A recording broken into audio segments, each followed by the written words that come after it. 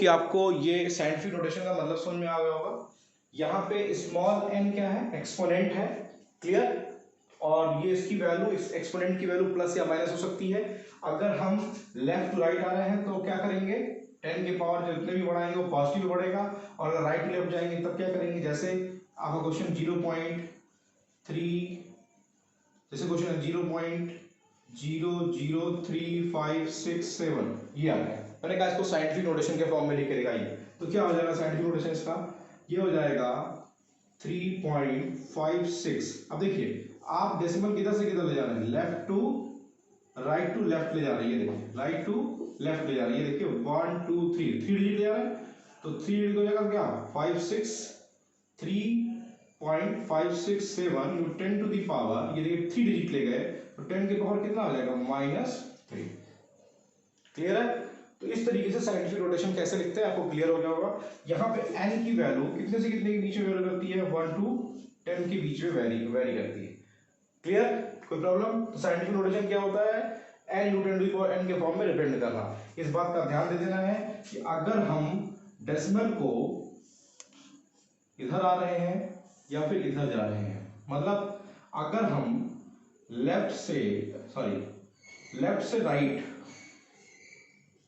आ रहे हैं तो इस बात का ध्यान रखना है कि 10 के पावर प्लस n लगेगा, इस बात का ध्यान रखना है। और अगर हम कहां से कहां जा रहे हैं, राइट टू लेफ्ट जा रहे हैं, तो 10 के पावर क्या लगेगा, -n लगेगा। जितना डिजिट जाएंगे उतना क्या हो जाएगा, माइनस और प्लस लगता जाएगा। तो साइंटिफिक नोटेशन क्या होता है ये क्लियर हो गया। आइए अब हम अपने टॉपिक पे चलते हैं, मोल कॉन्सेप्ट के बेसिक न्यूमेरिकल्स पे। ठीक है, मोल कॉन्सेप्ट के न्यूमेरिकल की बात की जाए तो मोल कॉन्सेप्ट के न्यूमेरिकल का वाई चार्ट मैंने आपको बताया था। कुछ क्वेश्चंस मैं कराने जा रहा हूं। जैसे आपसे क्वेश्चन है 1 ग्राम कैल्शियम, ठीक है, 1 ग्राम सोडियम, 1 ग्राम पोटेशियम और 1 ग्राम मैग्नीशियम, ये 4 आपको एग्जाम्पल दिए हैं, सबके मास दिया हुआ इन ग्राम। ठीक, और आपसे क्वेश्चन ये पूछा जा रहा है किसके नंबर ऑफ मोल्स ज्यादा होंगे, 1 ग्राम कैल्शियम में नंबर ऑफ मोल्स ज्यादा होंगे, 1 ग्राम सोडियम में ज्यादा होंगे, कि 1 ग्राम पोटेशियम में ज्यादा होंगे, कि 1 ग्राम मैग्नीशियम में। तो वाई चार्ट पे याद रखिए कि नंबर ऑफ, अगर मास इन ग्राम दिया है और मोल्स पता करना हो तो क्या करते हैं, मोलर मास से डिवाइड करते हैं। तो सबका मोलर मास, कैल्शियम का मोलर मास 40, सोडियम का होता है 23, पोटेशियम का होता है 39 और मैग्नीशियम का होता है 25। ठीक है, तो मोल इज इक्वल टू क्या हो जाएगा, मोल इज इक्वल टू होता है मास अपॉन एटॉमिक मास। आइए इसको डिवाइड करते हैं, 1/40, इसकी वैल्यू हो जाएगी 1/23, इसकी जाएगी 1/39, इसकी जाएगी 1/25। तो डिनोमिनेटर में सबसे वैल्यू किसकी कम है, मैग्नीशियम की। तो सबसे ज्यादा नंबर ऑफ मोल्स किसके होंगे, 1 ग्राम, सॉरी मैग्नीशियम की नहीं हो, सॉरी किसकी है, सोडियम की। क्यों, 1/23 है, तो नंबर ऑफ मोल्स किसके ज्यादा आएंगे, सोडियम के। तो इसका मतलब अगर अमाउंट ऑफ सबस्टेंस जो है वो सेम है, मतलब मास इन ग्राम सेम है, तो जिसका एटॉमिक मास की वैल्यू जितनी कम होती है मोल उतना क्या होता है, ज्यादा होता है। तो एक देखिए यहां से आपको एक ट्रिक मिला, क्या ट्रिक मिला, if mass in gram is same then number of moles is inversely proportional to atomic mass ORR molecular mass। यहां देखिए सबके मास सेम थे, सबके 1 ग्राम मास थे, लेकिन हमने क्या किया, ये सबके क्या है, ये सबके एटॉमिक मास है, इसका 40, इसका 23, इसका 39, इसका 25। तो सबसे ज्यादा किसका एटॉमिक मास है, 40। सबसे कम नंबर ऑफ मोल्स किसके हैं, कैल्शियम के। तो अरेंज करने के लिए नीट का क्वेश्चन है, ऐसे क्वेश्चन पेपर में आते हैं, नीट का क्वेश्चन आपसे डिस्कस कर रहा है, ठीक है। तो आपसे मास अगर सेम हो, ये ट्रिक आप ट्रिक देखिए, नोट करते चलिएगा, ट्रिक आपके सामने है। If mass in gram is same, अगर 4 या 5 कंपोनेंट दिए हैं और सबका मास इन ग्राम सेम है, तो नंबर ऑफ मोल्स किस पे डिपेंड करेंगे? एटॉमिक मास के रेसिप्रोकल होंगे। एटॉमिक मास जिसका जितना ज्यादा होगा, नंबर ऑफ मोल्स उतने क्या हो जाएंगे? कम हो जाएंगे। आई होप कि ये टॉपिक आपको क्लियर हो गया होगा। ये क्वेश्चन कॉन्सेप्ट क्लियर कि मास सेम होगा, ऐसे क्वेश्चन आते हैं तो आप बैठ के सॉल्व करने मत बैठिए, आप तुरंत क्या करिए, ट्रिक लगाइए कि क्या मोल्स एटॉमिक मास की क्या होता है? रेसिप्रोकल होता है। सॉल्व हो जाएगा क्वेश्चन। क्लियर है? इसको नोट करिए, फिर आगे देखते हैं। एक क्वेश्चन का टाइप क्लियर हो गया कि नहीं क्लियर हो गया? इसमें कोई प्रॉब्लम इसमें बोलिए, इसमें कोई भी डाउट? चलिए क्वेश्चन नंबर 2, दूसरे टाइप का क्वेश्चन क्या है कि आपको मैं देने जा रहा हूं, ये क्वेश्चन है तो ध्यान से देखिएगा। क्वेश्चन ये है कि नंबर ऑफ एटम्स दिए हुए हैं, नंबर ऑफ एटम्स ये आपको अवेलेबल है। जैसे मैंने कह दिया कि 20 एटम ऑफ सोडियम, ठीक है, 25 atoms of potassium, 26 atoms of magnesium and 38 atoms of calcium. आपको 4 अलग अलग कंपोनेंट के एटम्स दिए हुए हैं, ठीक, और आपसे क्वेश्चन क्या पुटअप कर रहा है? किसके नंबर ऑफ मोल्स ज्यादा होंगे? तो how you can relate between these two topics कि नंबर ऑफ एटम्स मोल से कैसे रिलेटेड होता है? तो अगर आपको याद आए वाई चार्ट, आपको पिछला वीडियो जरूर देख लीजिएगा, ना देखे हो तो, कि नंबर ऑफ मोल्स और एटम के बीच में रिलेशनशिप को लगाने के लिए अवोगाड्रो नंबर आता है कि अगर एटम दिया है और मोल्स पता करना है, क्या दिया हो, एटम्स दिया हो और मोल्स पता करना हो, तो क्या करते हैं आप? Number of mole is equal to होता है क्या होता है कि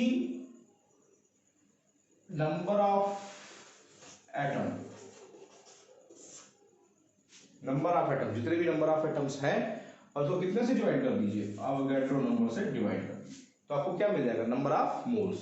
और अगर आपको नंबर ऑफ एटम पता करना हो तो नंबर ऑफ मोल्स को Na मतलब अवोगाड्रो नंबर, अवोगाड्रो की नंबर की वैल्यू 6.022 10 टू द पावर 23। ये मैं बता चुका हूं आपको, अवोगाड्रो नंबर की वैल्यू कितनी होती है? 6.02 10 टू द पावर 23। तो नंबर ऑफ मोल्स आपको नंबर ऑफ एटम के रिस्पेक्ट में निकल जाएगा। तो अब नंबर ऑफ मोल्स किस पे डिपेंड करता है? नंबर ऑफ एटम पे डिपेंड करता है, बाकी मास उस पे डिपेंड नहीं करता। कब? जब आपको नंबर ऑफ एटम के रिस्पेक्ट में क्वेश्चन पूछा जाए, तो यहाँ पे बुद्धि लगाने की जरूरत नहीं है कि जैसे मास देखना है, कुछ नहीं देखना है। अगर आपसे एटम के रिस्पेक्ट में क्वेश्चन पूछा है तो जिसके जितने नंबर ऑफ मोल्स यहाँ है, ये भी ऊपर है और ये भी ऊपर है, मतलब दोनों डायरेक्टली क्वेश्चन है। नंबर ऑफ मोल्स उतना ही ज्यादा होगा जिसमें, क्योंकि अवोगाड्रो की वैल्यू तो सब में सेम होगी। अवोगाड्रो की वैल्यू सबके लिए कितनी होती है? 6.02 10 टू द पावर 23। तो इस पर रख के क्वेश्चन सॉल्व कर लेंगे तो क्या हो जाएगा? इससे एक और कॉन्सेप्ट निकल के आया, if number of atoms are given, then क्या होगा?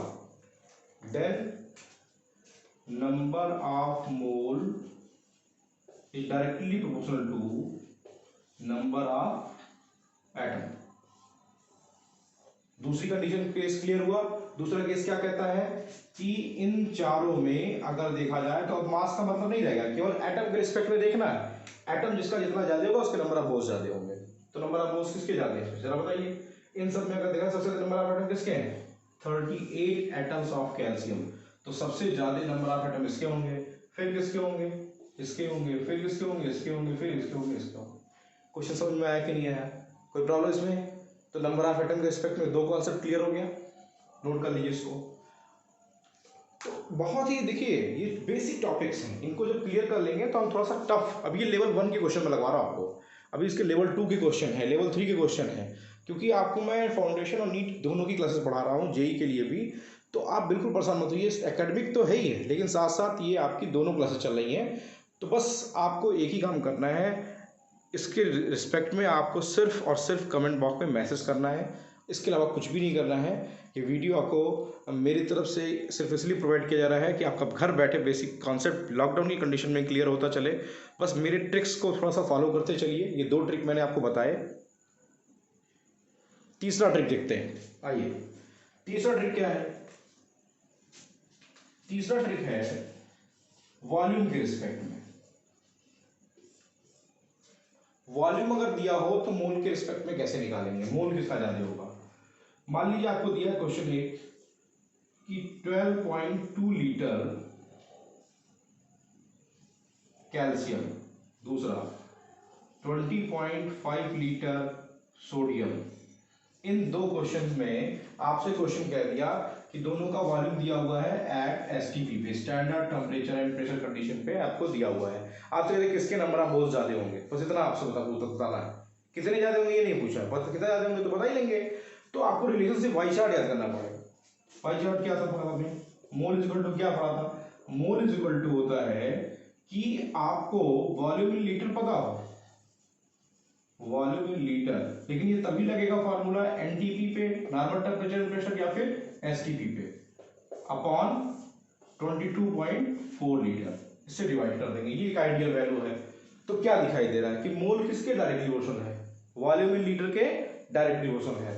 तो आपको क्वेश्चन को सॉल्व नहीं करना है, ये बहुत ही बेसिक लेवल 1 की क्वेश्चन है, इसलिए बहुत टफ नहीं है।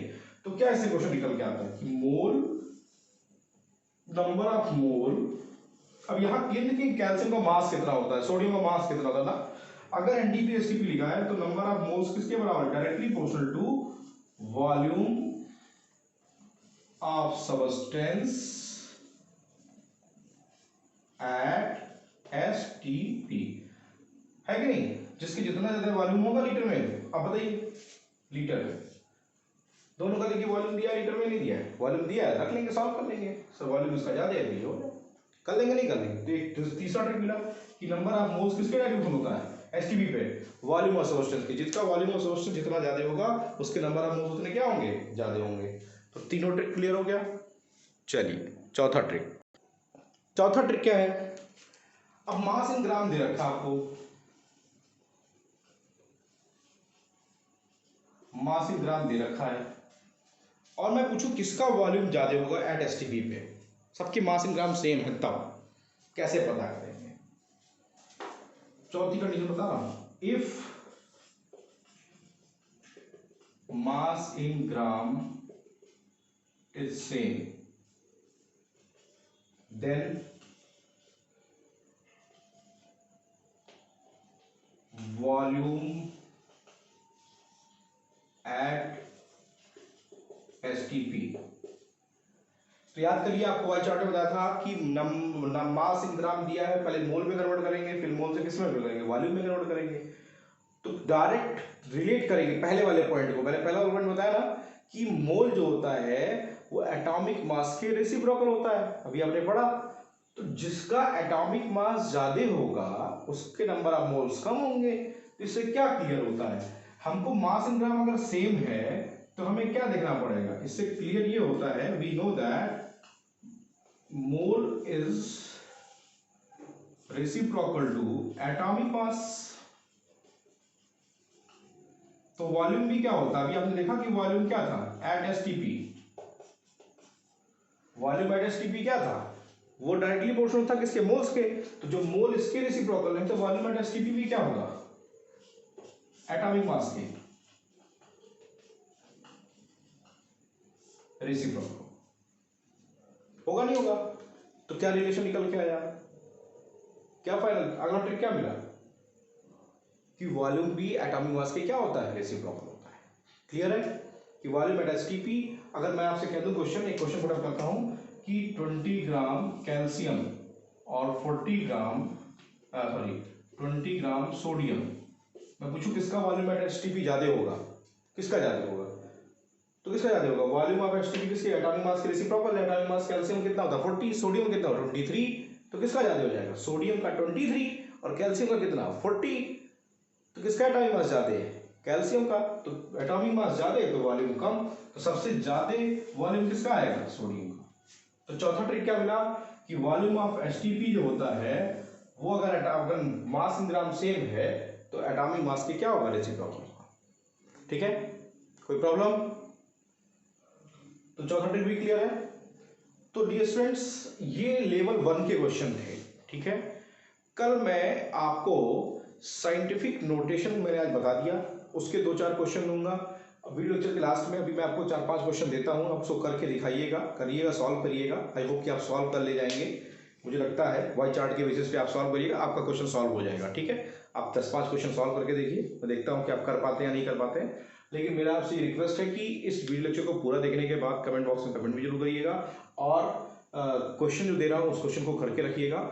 कल का जो टॉपिक हम लोग का रहेगा वो टॉपिक बेसिक रहेगा। वो दूसरा जो law of conservation of mass पढ़ा था हमने, उसका डिटेल बताया था मैंने आपको। उसके बाद दूसरा लॉ ऑफ कांस्टेंट कंपोजिशन, ये कल का एक टॉपिक रहेगा। उसके साथ साथ एक छोटा सा टॉपिक जुड़ा रहेगा, राउंड ऑफ कैसे करते हैं। हर टॉपिक के साथ छोटा टॉपिक जुड़ा होगा, तो राउंड ऑफ कैसे करते हैं, और मोल कॉन्सेप्ट के लेवल 2 के क्वेश्चन रहेंगे। एक तो लेवल 1 के क्वेश्चन सिर्फ वाई चार्ट बेस्ड थे, तो ये टॉपिक नोट कर लीजिए। अब उसके बेसिस पे हम कुछ क्वेश्चन देने जा रहे हैं, उसको आपको करके दिखाना है। तो डियर स्टूडेंट्स, आपका क्वेश्चन ये है कि calculate the number of atoms in 20 gram of sodium. आपको नंबर ऑफ एटम्स कैलकुलेट करना है वाई चार्ट की हेल्प से, कि 20 ग्राम सोडियम में कितने एटम होते हैं। 20 ग्राम O2 में, O2 मतलब मॉलिक्यूल है, मॉलिक्यूल को एटम में कन्वर्ट करना है। आप करेंगे, नहीं कर पाएंगे तो बताऊंगा। 20 ग्राम O2 में कितने नंबर ऑफ एटम्स होते हैं। 20 ग्राम O3, O3 मतलब ओजोन, ओजोन में कितने नंबर ऑफ एटम्स होते हैं। 3 क्वेश्चन ये।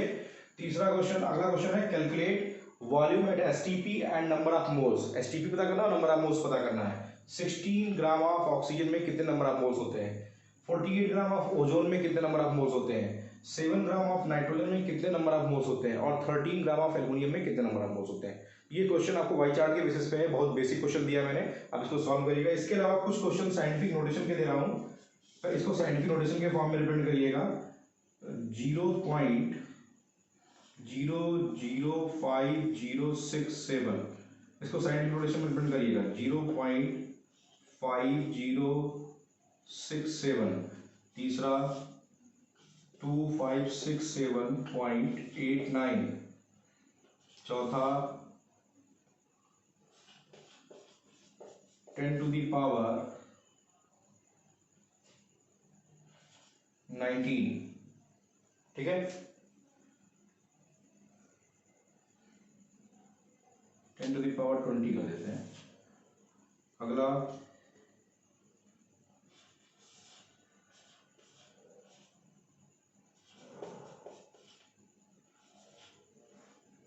इन सबको साइंटिफिक नोटेशन के फॉर्म में आपको लिख के दिखाना है कि कैसे इनको साइंटिफिक नोटेशन के फॉर्म में लिखेंगे आप।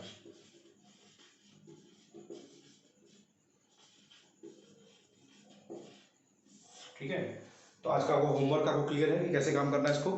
तो रिक्वेस्ट है कि आप इस वीडियो को ज़्यादा से ज़्यादा लोगों को फॉरवर्ड करिए, देखिए, सॉल्व करिए। इसीलिए लेवल 1 के क्वेश्चन आज सॉल्व कराया है। कल मैं आपको एनसीईआरटी के लेवल 2 के क्वेश्चन सॉल्व कराऊंगा, जो प्रीवियस ईयर क्वेश्चंस आए हुए हैं, और उसके बाद आपको प्रीवियस ईयर नीट के जो क्वेश्चन आए हुए हैं मोल से, उसको भी सॉल्व कराऊंगा।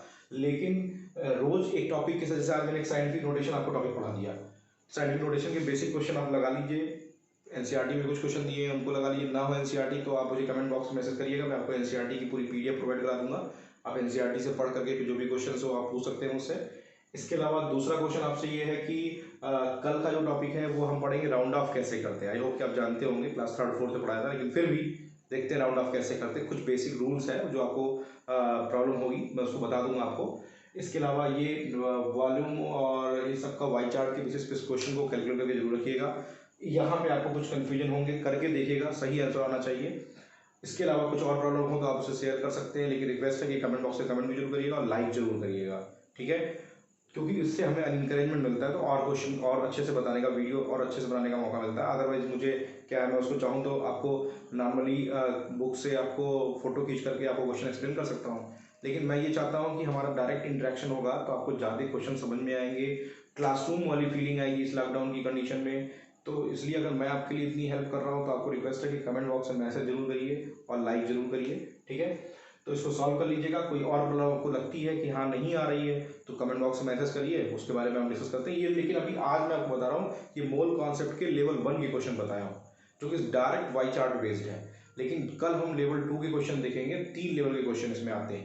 ठीक है, 3 लेवल बताऊंगा आपको। लेकिन कल का टॉपिक हमारा जो रहेगा वो राउंड ऑफ करना रहेगा, plus law of constant composition रहेगा, प्लस मोल कॉन्सेप्ट के लेवल 3 के क्वेश्चन रहेंगे। ठीक है, thank you, thanks for watching it.